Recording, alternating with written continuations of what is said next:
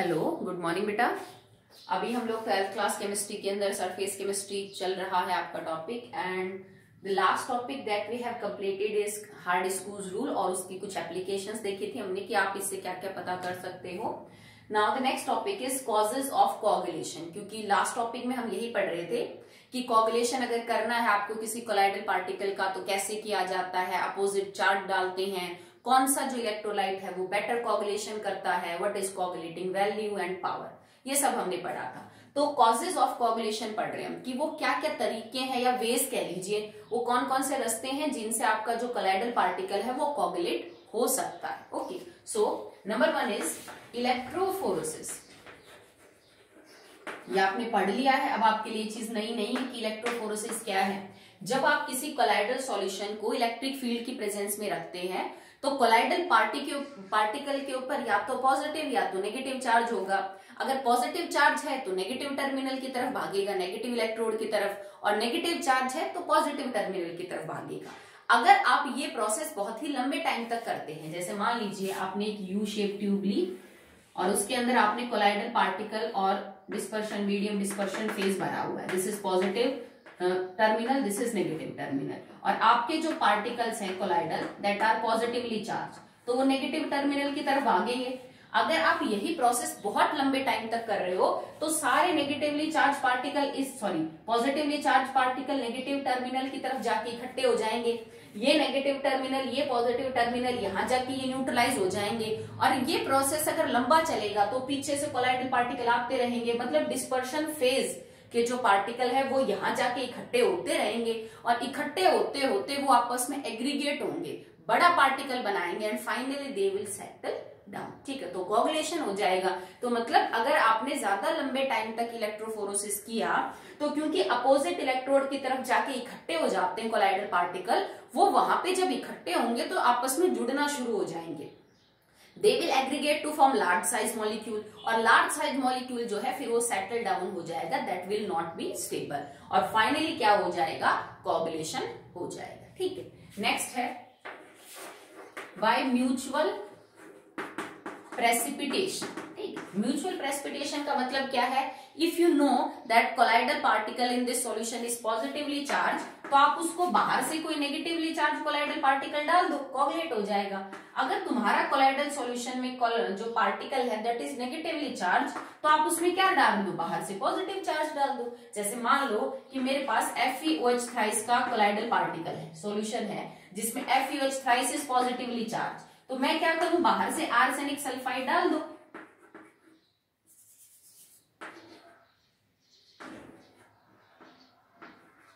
ठीक है, arsenic sulphide that is negatively charge, जैसे कॉपर का डाल दिया, गोल्ड का सोल्ट डाल दिया, दैट इज नेगेटिवली चार्ज।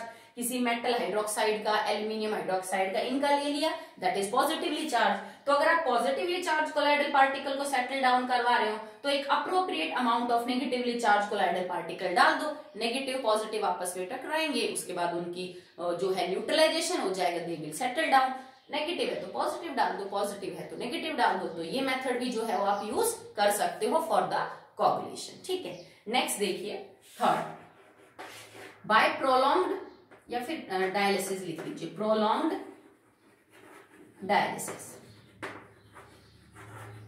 ठीक है, आपको पता है कि किसी भी कोलाइडल सॉल्यूशन को स्टेबलाइज करने के लिए हमें थोड़ा बहुत इलेक्ट्रोलाइट चाहिए होता है, जैसे वो पेप्टाइजेशन वाला जो मैंने आपको मेथड बताया था, या फिर हमने जो प्रिफरेंशियल एड्सॉर्प्शन थ्योरी पढ़ी थी कि कोलाइडल पार्टिकल अपने एक कॉमन आयन एड्सॉर्ब कर लेता है, फिर उसको चार्ज मिल जाता है, तो मतलब थोड़ा बहुत इलेक्ट्रोलाइट तो चाहिए ना वो सब करने के लिए, small amount of electrolyte is needed. अगर आपने डायलिसिस का प्रोसेस बहुत लंबे टाइम तक किया तो होता क्या है कि जो इलेक्ट्रोलाइट है ना वो एक्सेस में नहीं, भाई अगर जरूरत से ज्यादा इलेक्ट्रोलाइट है तो रिमूव हो ही जाएगी डायलिसिस के थ्रू, क्योंकि डायलिसिस में जो इलेक्ट्रोलाइट है दैट आर ट्रू पार्टिकल, वो सेमी परमेबल मेम्ब्रेन में से चले जाते हैं। ठीक है, बट अगर आपने बहुत लंबे टाइम तक डायलिसिस किया तो जितनी जरूरत है ना इलेक्ट्रोलाइट हमें सॉल्यूशन के अंदर, कोलाइडल के अंदर, ताकि वो स्टेबल रहे, वो भी निकल जाती है। ये यूं समझ लीजिए कि जरूरत से, तभी मैंने लिखा है प्रोलॉन्ग, बहुत लंबे टाइम तक। अगर बहुत लंबे टाइम तक आप डायलिसिस करोगे तो जो रिक्वायर्ड अमाउंट ऑफ इलेक्ट्रोलाइट है सॉल्यूशन में to make the solution stable, वो भी बाहर चली जाएगी, सारी इलेक्ट्रोलाइट रिमूव हो जाएगी, और जो सब इलेक्ट्रोलाइट अगर रिमूव हो गई तो finally your solution will settle down. तो अगर जरूरत से ज्यादा डायलिसिस किया तो भी नुकसान है, तो भी कोगुलेशन हो सकता है, और फिर इसका कारण रहेगा कि जो थोड़ी बहुत अमाउंट ऑफ इलेक्ट्रोलाइट चाहिए थी वो भी हमने क्या कर दिया, बाहर निकाल दिया through semi permeable membrane. That's why our solution is getting coagulated. Okay, so the last method is cooling or heating. Cooling or heating. कई बार किसी कोलाइडल सॉल्यूशन को बहुत ज्यादा गर्म करके या बहुत ज्यादा ठंडा करके भी डिस्टेबलाइज किया जा सकता है। जैसे आपके पास बटर है, मक्खन है, अगर आप उसको गर्म करोगे तो वो अनस्टेबल हो जाएगा। जैसे तुम बटर को गर्म करते हो, उसका जो लिक्विड पार्ट है वो अलग हो जाता है, जैसे मतलब जो घी है वो अलग हो जाता है, और उसमें अगर थोड़ी बहुत लस्सी या पानी है तो वो अलग हो जाता है। हमारी मम्मी इस प्रोसेस को यूज करती है घर में कि अगर आप बटर से घी बनाना चाहते हैं तो उसको गर्म किया जाता है, फिर कुछ इम्प्योरिटीज ऊपर फ्लोट करती हैं, कुछ नीचे रह जाती हैं, बीच में घी आ जाता है, फिर हम उसको छान के सेपरेट करते हैं। तो बटर एक कोलाइडल सॉल्यूशन है, आपने एग्जांपल पढ़ा था, ठीक है। उसको अगर आप ज्यादा गर्म करोगे तो वो अनस्टेबल हो जाता है। इसी तरह से मिल्क जो है that is a colloidal solution, पर मिल्क को अगर तुम ज्यादा ठंडा करोगे तो वो अनस्टेबल हो जाता है। अगर तुम दूध को बहुत ज्यादा ठंडा करोगे तो यूजुअली तुमने कई बार देखा होगा कि दूध के ऊपर जो फैट की, घी की छोटी छोटी सी, यूं समझ लीजिए बॉल सी बन जाती होता है ना। अब मिल्क जो है बेटा वो एक टाइप का कोलाइडल सॉल्यूशन है। क्या है? जिसपे डिस्पर्शन मीडियम तो क्या है, पानी, और डिस्पर्शन फेस क्या है, फैट, ठीक है। और जब आप दूध को ज्यादा ठंडा करते हो, नहीं तो आप तो गांव से बिलोंग करते हैं, हम सब तो उस लोकेलिटी से बिलोंग करते हैं, जब आप दूध निकाल के लाते हो बाल्टी के अंदर तो आपने देखा होगा कई बार कि बाल्टी के ऊपर आपको जो मोटे मोटे ड्रॉपलेट्स सी नजर आती है घी की, ठीक है। तो वो फैटी तो है जो ऊपर आ गया, तो एक तरह से वो जो कोलाइडल सॉल्यूशन है वो अनस्टेबल ही है, क्योंकि सॉल्यूशन तो स्टेबल तब होता है जब दूध के अंदर पानी और फैट बिल्कुल प्रॉपरली मिक्सअप होते, समझ रहे हो। वाटर ड्रॉपलेट्स के फॉर्म की तरह जैसे वो जो मक्खन ऊपर आ जाता है कई बार, उसी को हम कहेंगे कि आपका जो कोलाइडल सॉल्यूशन है वो अनस्टेबल है, क्योंकि उसने मीडियम और फेस क्या दिखा दिए हैं, अलग अलग दिखा दिए। तो जरूरत से ज्यादा ठंडा करने पे दूध के अंदर ऐसा होता है कि फैट सॉलिडिफाई होना स्टार्ट हो जाता है, और क्योंकि डेंसिटी फिर पानी की ज्यादा होती है और फैट की कम होती है, ये चिकनी चीजें तो पानी के ऊपर फ्लोट करती हैं, तो पहले तो तुम ज्यादा ठंडा करोगे तो वो जो फैट है वो सॉलिड फॉर्म में आ जाता है, और क्योंकि डेंसिटी उसकी कम है, पानी की ज्यादा है, तो वो डेंसिटी कम होने के नाते दूध के ऊपर क्या करता है, फ्लोट करता है। तो वो कूलिंग की वजह से भी कई बार कोलाइडल सॉल्यूशन कोगुलेट हो जाते हैं, और कई बार हीटिंग की वजह से भी कोलाइडल सॉल्यूशन जो है वो क्या होते हैं, कोगुलेट हो सकते हैं। So these are the 4 ways in which you can coagulate your solution, या फिर किसी कोलाइडल सॉल्यूशन के कोगुलेट होने के पीछे इनमें से कोई एक जो तरीका है वो हो सकता है, ठीक है। चलिए आगे देखिए।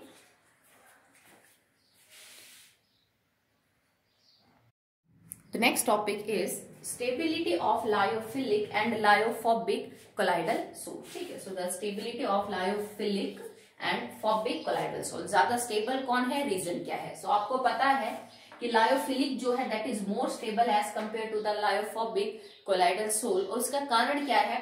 तो देखो बेटा, कोई भी कोलाइडल सोल, इसमें से लायोफोबिक और फिलिक की बात नहीं है, if any colloidal solution is stable तो उसके 2 कारण होते हैं। Number 1, presence of same charge, क्योंकि कोलाइडल पार्टिकल्स के ऊपर चार्ज सेम है, सेम चार्ज है, तो आपस में रिपेल करेंगे तो always in motion, that's why they will not settle down. Second चीज है, दे विल शो सॉल्वेशन।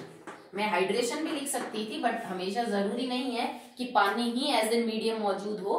तो जो भी सॉल्वेंट है उससे वो यूं समझ लीजिए कि अट्रैक्शन फील करते हैं, कि जो डिस्पर्शन फेस के पार्टिकल हैं वो मीडियम से अट्रैक्शन फील करते हैं, तो वो उससे दूर नहीं जाना चाहते। अब दूर चले जाएंगे तो ही तो कोलाइडल सॉल्यूशन अनस्टेबल होगा ना, तो वो उस मीडियम और फेस को होल्ड करके रखती है फोर्स, ठीक है। अब अगर आपको किसी भी कोलाइडल सॉल्यूशन को कोगुलेट करना है तो आपको इन 2 चीजों पे काम करना पड़ेगा भाई। एक तो चार्ज वाले फैक्टर पे काम करना पड़ेगा जिसकी वजह से वो स्टेबल है, दूसरा सॉल्वेशन वाले इफेक्ट के ऊपर काम करना पड़ेगा। सॉल्वेशन से मेरा मतलब है, यही अगर पानी होता तो मैं टर्म यूज करती हाइड्रेशन, कि इंटरेक्शन फील हो रही है किससे, मीडियम और फेस के बीच में। अब मान लो आपके पास लायोफोबिक है, तो लायोफोबिक के केस में ये चीज तो वैसे ही नहीं होती है, नहीं होती ना। लायोफोबिक तो अपने मीडियम से कहाँ अट्रैक्शन फील करते हैं। तो लायोफोबिक को कोगुलेट करवाना बड़ा आसान है। क्यों? क्योंकि एक फैक्टर को तो आपको तोड़ना ही नहीं पड़ा, वो तो वैसे ही काम नहीं कर रहा। आपको सिर्फ किस पे काम करना है? चार्ज के ऊपर। तो चार्ज को ध्यान में रखते हुए आप क्या करो, अगर आपका पॉजिटिवली चार्ज लायोफोबिक है तो नेगेटिवली कोलाइडल पार्टिकल डाल दो, नेगेटिवली चार्ज लायोफोबिक कोलाइडल है तो पॉजिटिवली चार्ज डाल दो, आराम से कोगुलेट हो जाएंगे।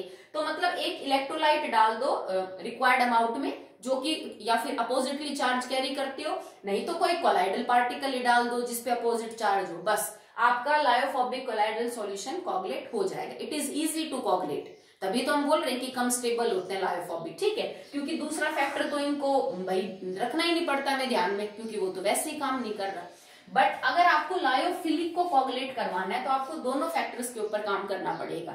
आपको चार्ज का कॉन्सेप्ट भी ध्यान रखना पड़ेगा, तो इलेक्ट्रोलाइट भी डालनी पड़ सकती है, अपोजिट चार्ज कोलाइडल पार्टिकल भी डालना पड़ सकता है, और ये अपने मीडियम से भी बहुत अच्छा इंटरेक्शन शो करते हैं। तो आपको इसमें डिस्पर्शन फेज और मीडियम के बीच की फोर्स को भी तोड़ना पड़ेगा, ठीक है। तो यहाँ हमें दो चीजों के इफेक्ट को न्यूट्रलाइज करना पड़ता है। That's why it is hard to coagulate lyophilic colloidal solution। जबकि लायोफोबिक में सिर्फ चार्ज वाले फैक्टर पे ही काम करना पड़ता है, तो it is easy to coagulate lyophilic colloidal solution, ठीक है। आई होप आपको समझ आ गया होगा, ठीक है। चलिए, जो नेक्स्ट टॉपिक आपका रहेगा, अब इसके बाद न्यूमेरिकल्स मिलेंगे आपको on the basis of coagulation value. तो कुछ नहीं, सिंपल सी बात है, ध्यान रखना it is the amount in millimoles, कि आपको आंसर हमेशा मिलीमोल में निकालना है, क्योंकि वैल्यू मिलीमोल में। अगर तुम्हारा आंसर मोल्स में आ रहा है या किसी और दूसरी चीज में आ रहा है, जैसे मान लीजिए इन माइक्रोमोल्स आ रहा है, तो फिर आप उसको मिलीमोल में कन्वर्ट करेंगे for 1 litre of the solution. समझ रहे हो, ठीक है। तो उस पे एक दो न्यूमेरिकल्स मिलेंगे, आप उनको कर लेना। चलिए, अब नेक्स्ट टॉपिक करते हैं।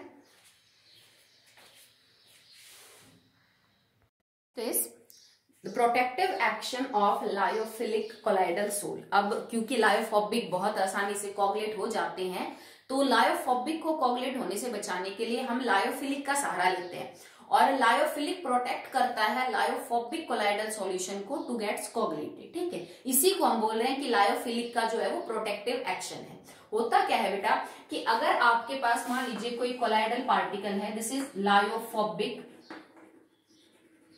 कोलाइडल पार्टिकल, और आप इसको कोगुलेट होने से बचाना चाहते हैं, तो आप इसके अंदर थोड़ा सा लायोफिलिक कोलाइडल पार्टिकल ऐड कर दीजिए, तो वो इसको कोगुलेट होने से बचा लेगा। जैसे मान लो बहुत सारे मेटल हैं जिनके जो सोल्स हैं that are lyophobic in nature, जैसे कॉपर है, सिल्वर है, गोल्ड है। मेटल और मेटल सल्फाइड्स के जो बने होते हैं, मेटल प्लस मेटल सल्फाइड्स के जो कोलाइडल सोल्स है दैट आर लायोफोबिक, तो ये बहुत आसानी से कोगुलेट हो जाते हैं। जबकि जो आपके पास सॉल्यूशन है, दीज आर लायोफोबिक, और फिलिक कौन से होते हैं, just like starch, gum, gelatin, ये जो है वो that are lyophilic in nature. तो किसी लायोफोबिक कोलाइडल पार्टिकल को कोगुलेट होने से बचाने के लिए हम उसमें लायोफिलिक जो है वो कोलाइडल पार्टिकल ऐड कर देते हैं, और इसके ऐड करने के बाद ये इसको कोगुलेट होने से बचा लेता है। This particle save the lyophobic from coagulation,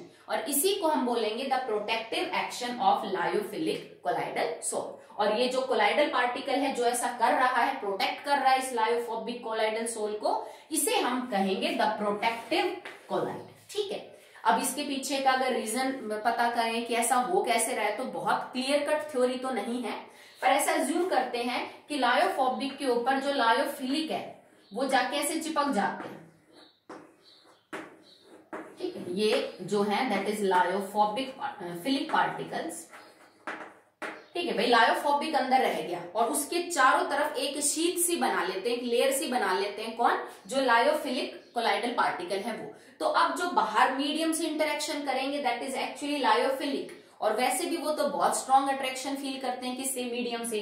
तो जो अनस्टेबल चीज थी ना, जिसकी खतरा था जिसको कोगुलेट होने का, वो चीज अंदर प्रोटेक्ट रह जाती है, और उसके चारों तरफ वो पार्टिकल लेयर बना लेते हैं दैट आर एक्चुअली स्टेबल। तो ऐसा माना गया है कि शायद ऐसा होता होगा, तब जाके लायोफिलिक को डालने के बाद लायोफोबिक का कोगुलेट होना थोड़ा मुश्किल हो जाता है। पर ये थ्योरी बहुत ज्यादा काम नहीं करती, क्योंकि हमने यहाँ पे लायोफोबिक का पार्टिकल बड़ा और फिलिक का छोटा दिखाया है, but it is not so. Particles almost क्या होते हैं, सेम साइज के ही होते हैं। तो ये थ्योरी बहुत ज्यादा वर्क करती हुई नजर नहीं आती, ठीक है।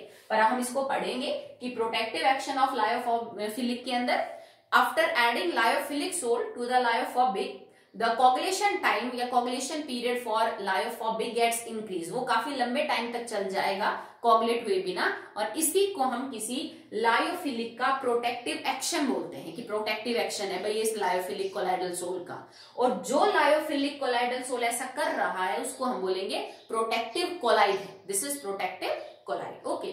जो जिस्मोंडी नाम का साइंटिस्ट था उसने इस प्रोटेक्टिव एक्शन किसी भी कोलाइडल सॉल्यूशन के लिए एक टर्म यूज की, दैट इज गोल्ड नंबर। तो उसने एक टर्म कॉइन की थी जिस्मोंडी ने, that is gold number.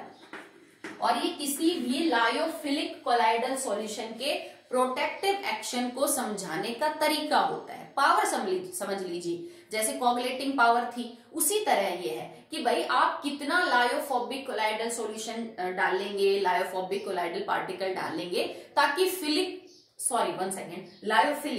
Lyophilic कितना डालेंगे ताकि लायोफोबिक को कोगुलेट होने से बचाया जा सके। ये किसी भी लायोफिलिक कोलाइडल के लिए हम गोल्ड नंबर की फॉर्म में ये चीज रिप्रेजेंट करते हैं।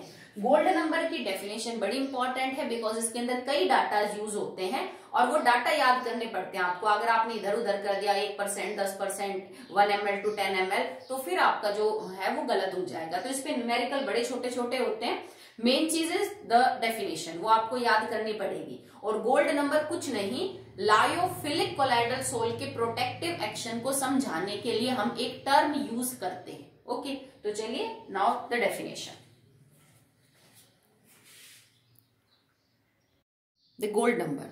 So now just see the definition and you have to remember each and every data in this definition, that is very important. एक आपके पास ये है डाटा, एक आपके पास ये डाटा है, one is this and one is this, ठीक है। इंपॉर्टेंट है, you get confused तो बिल्कुल इसको अच्छे से प्रिपेयर करिएगा। What is protective action of lyophobic sols या फिर गोल्ड नंबर क्या है? तो गोल्ड नंबर की definition, this is the definition of gold number.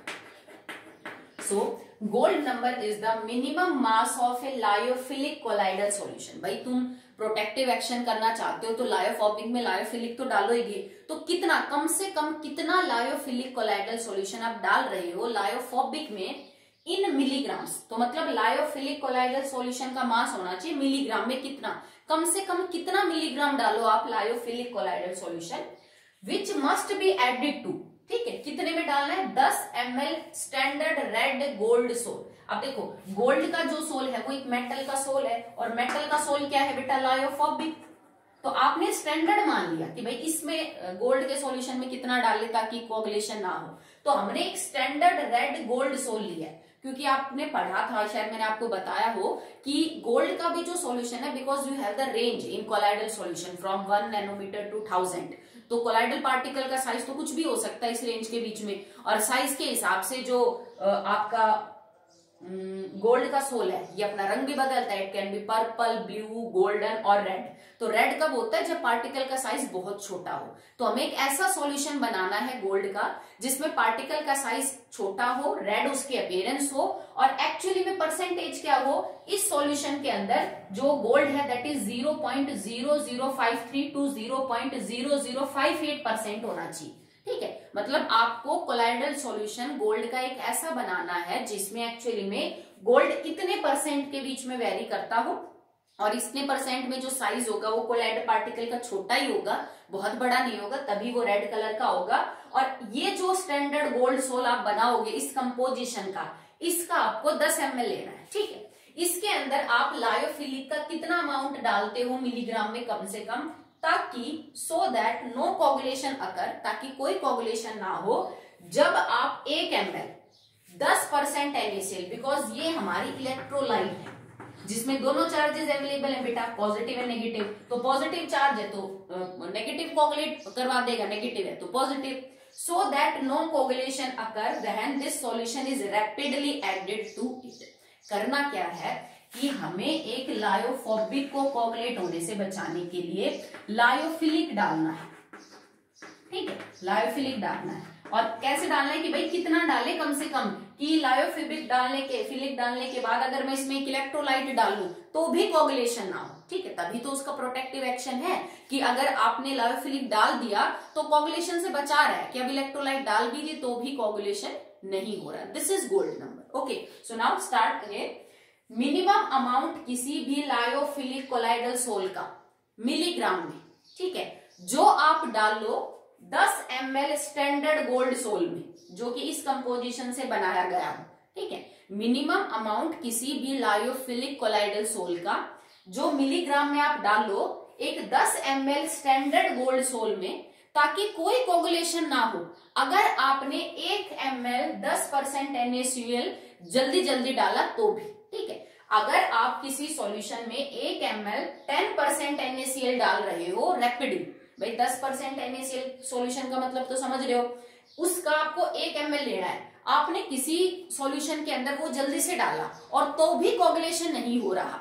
इस प्रोसेस को मेंटेन करने के लिए किसी लायोफोबिक सोल में आप कितना लायोफिलिक कोलाइडल पार्टिकल डाल रहे हैं मिलीग्राम्स में, वो जो अमाउंट है वो उस लायोफिलिक कोलाइडल सोल का गोल्ड नंबर है। समझ रहे हो कि कम से कम कितना अमाउंट मिलीग्राम में आप लायोफिलिक कोलाइडल सोल का डालो एक गोल्ड सोल सॉल्यूशन में, ताकि कोगुलेशन ना हो। कब? जब हम 1 ml 10% NaCl भी उसमें जल्दी से डाल दें तो भी कोगुलेशन ना हो सके। तो ये जो अमाउंट है मिलीग्राम में, this is known as the gold number for that protective colloid. समझ रहे हो? अब अलग अलग जो आपकी लायोफिलिक कोलाइडल सोल है, जैसे लाइक जिलेटिन, हीमोग्लोबिन, आपका स्टार्च है, गम है, ये जितने भी आपके लायोफिलिक कोलाइडल पार्टिकल्स हैं, इन सब के लिए वैल्यूज फिक्स हैं कि भाई अगर आपको इस टाइप के सॉल्यूशन को कोगुलेट होने से बचाना है तो मान लो स्टार्च ये काम इतने ग्राम में ही कर देगा मिलीग्राम में, जिलेटिन के लिए ये चीज इतने ग्राम लगेगी, गम के लिए ये चीज इतने ग्राम लगेगी, ठीक है। तो सबकी जैसे कोगुलेटिंग वैल्यू होती है, यहाँ पे गोल्ड नंबर है कि कितना अमाउंट है मिलीग्राम में जो काफी है इस प्रोसेस को, कोगुलेशन को ना होने देने के लिए। तो सबसे ज्यादा जैसे अगर आप बात करें तो जो जिलेटिन है, ठीक है, जिलेटिन के केस में ये जो गोल्ड नंबर है इसकी रेंज होती है इट इज 0.005 टू 0.01, 0.005 से लेके 0.01। इसका मतलब इतना मिलीग्राम काफी है इस पूरे प्रोसेस को ना होने देने के लिए, ठीक है। कि अगर आप जिलेटिन को ऐसे प्रोटेक्टिव कोलाइड यूज कर रहे हैं तो कम से कम 0.005 मिलीग्राम से 0.01 मिलीग्राम जो है वो आप यूज कर लीजिए, तो आपकी कोगुलेशन नहीं होगी। And that have minimum gold number.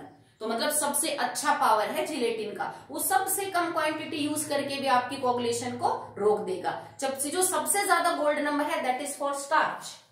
Starch के लिए आपका नंबर सबसे ज्यादा है, ये 20 से 25 की रेंज में, कि मतलब स्टार्च के लिए मुझे एक्चुअली में 20 से 25 मिलीग्राम लेना पड़ेगा, तब जाके आप इस कोगुलेशन को रोक पाएंगे, ठीक है। तो जिसके लिए गोल्ड नंबर की वैल्यू बड़ी है, मतलब जिसके लिए मिलीग्राम में अमाउंट ज्यादा है, मतलब उसका प्रोटेक्टिव एक्शन कमजोर है। जिसमें कम अमाउंट लेके ही ये काम रोक दिया गया है, उसका प्रोटेक्टिव एक्शन क्या है? ज्यादा है। इसका मतलब प्रोटेक्टिव एक्शन जो गोल्ड नंबर है उसके रेसिप्रोकल है। भाई जिसका गोल्ड नंबर ज्यादा बड़ा है इसका मतलब उसका प्रोटेक्टिव एक्शन कम है, जिसका गोल्ड नंबर छोटा है इसका मतलब उसका प्रोटेक्टिव एक्शन बहुत ही ज्यादा है। तो आप इनका रेसिप्रोकल लेके 1 करके भी इनके बीच में कंपैरिजन जो है वो कर सकते हैं, ठीक है। ध्यान रखिए जब आप लायोफिलिक डाल देते हैं लायोफोबिक में तो उसकी प्रॉपर्टीज भी बदल जाती हैं लायोफिलिक जैसी। जैसे अब वो जो सोल है वो आपका जो है वो रिवर्सिबल बन जाता है। वो अगर ड्राई भी हो गया, जैसे एक लायोफोबिक था उसके चारों तरफ आपने फिलिक लगाया और फिर किसी वजह से ये ड्राई हो गया तो दोबारा से इसमें मीडियम डाल दो, ये बन जाएगा। अभी लायोफिलिक की तरह ही क्या करते हैं, बिहेव करते हैं। अब इसके ऊपर आपको न्यूमेरिकल मिलेंगे। न्यूमेरिकल में कोई बड़ी चौड़ी बात नहीं है, हार्डली 1 या 2 लाइन का न्यूमेरिकल होता है, पर सिर्फ डाटा याद करना होता है। आपको वो यूं कहेगा कि बेटा मेरे पास ये चीजें हैं, मैंने जो गोल्ड सोल लिया है ना वो 100 ml लिया है, मैंने 100 ml में डाला। तो आपको ध्यान ये बात रखनी है कि बाय डेफिनेशन मुझे 10 ml का डाटा पता करना है, तब वो गोल्ड नंबर है। आपसे किसी भी प्रोटेक्टिव कोलाइडल सॉल्यूशन का गोल्ड नंबर पूछेगा और इन डाटा में छेड़खानी करेगा वो, ठीक है। जैसे 10 की जगह 100 लिख दिया तो आपको ध्यान रखना है कि भाई 100 के लिए अगर इतना है तो 10 के लिए कितना होगा, तो वो आंसर आपका वो आएगा।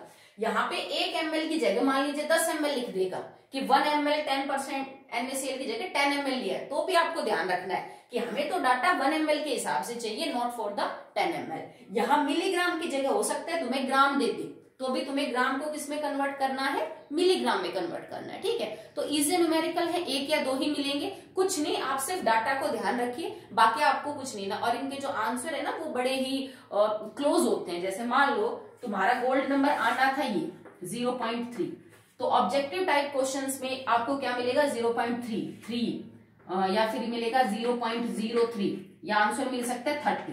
तो थोड़े कंफ्यूजिंग मिलेंगे, ये नहीं है कि आपका आंसर तो 3 आ रहा है और आपको आंसर 9, 6 और 12 मिलेंगे, क्योंकि पता है, क्योंकि अगर आपने 10 की जगह 1 की जगह 10 कर दिया, 10 की जगह 100 कर दिया, तो तुम्हारा आंसर पॉइंट में ही तो वेरी करेगा। तो वहां पे सारे आंसर आपको सिर्फ पॉइंट में वेरी करते हुए नजर आएंगे, तो इट गेट्स कंफ्यूजिंग, ठीक है। तो वो सिर्फ उसी बच्चे का अटेम्प्ट होगा, ये सेकंड्स का काम होता है, जिसको ये डाटा याद रहेगा। जिसको डाटा में प्रॉब्लम होगी उसका फिर ये अटेम्प्ट नहीं होगा, अदरवाइज इनको सॉल्व करने में कोई प्रॉब्लम नहीं आती। तो कॉम्पिटिटिव एग्जाम में पूछ लिया जाता है अबाउट द गोल्ड नंबर, ठीक है। चलिए, अब एक और होता है गोल्ड नंबर की तरह ही, हम बोलते हैं that is Congo rubin number. तो ये भी वही है बेटा कि कई बार हम गोल्ड नंबर की जगह प्रोटेक्टिव एक्शन समझाने के लिए किसी भी लायोफिलिक कोलाइडल सोल का इस नंबर को भी यूज कर लेते हैं। तो इसको देख लेते हैं, फिर आगे देखते हैं।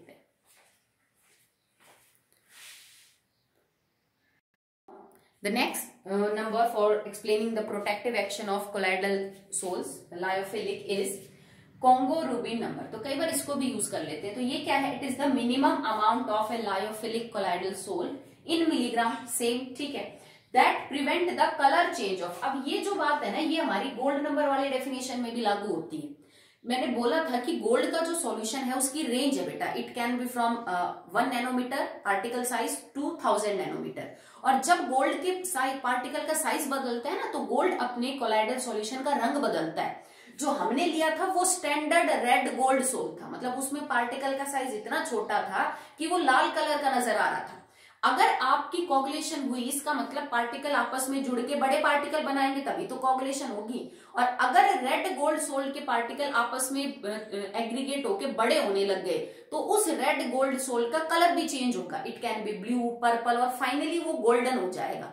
तो ये जो कलर चेंज है ना, ये चीज तो वहां पे भी लागू होती है कि अगर रंग बदल गया ना तुम्हारे रेड गोल्ड सोल का, इसका मतलब प्रोटेक्टिव एक्शन काम नहीं कर रहा, रंग नहीं बदलना चाहिए। अब रंग कब नहीं बदलेगा, जब तुम्हारे गोल्ड के पार्टिकल एग्रीगेट नहीं होंगे।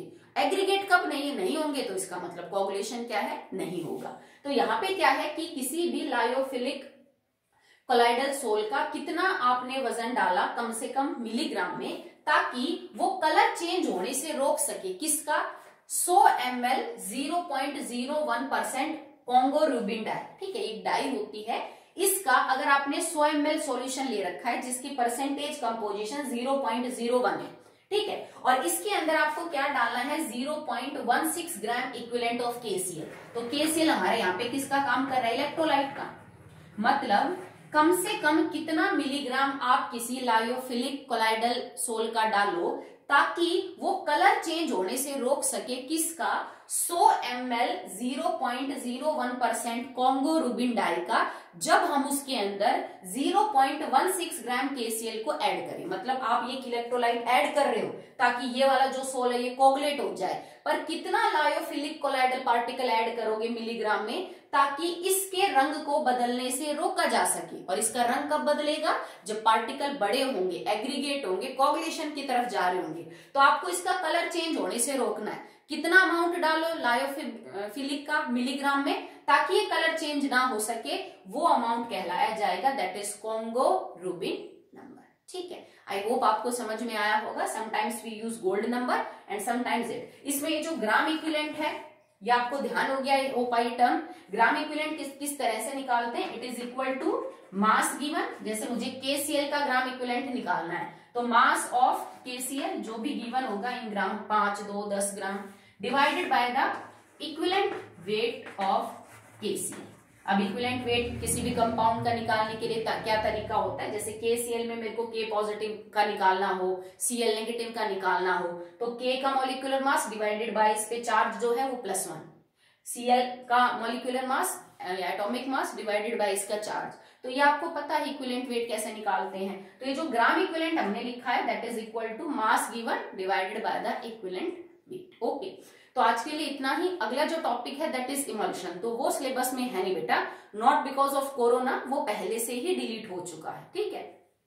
तो इमल्शन नहीं करेंगे। अब तक मैंने जो भी आपको केमिस्ट्री में पढ़ाया है वो सब, जो भी डिलीटेड पोर्शन था वो सब करवाया है, ठीक है। कोरोना की वजह से जो 30% डिडक्शन हुआ था वो नहीं छुड़वाया अब तक मैंने आपको, ठीक है। इमल्शन उससे पहले का ही हट चुका है टॉपिक, तो उसको नहीं करेंगे। अब इस चैप्टर में हमारे पास लास्ट टॉपिक बचता है, that is applications of colloidal solution, ठीक है। तो उसको हम नेक्स्ट वीडियो के अंदर डिस्कस करेंगे, आप यहीं तक कर लेना। ओके बेटा।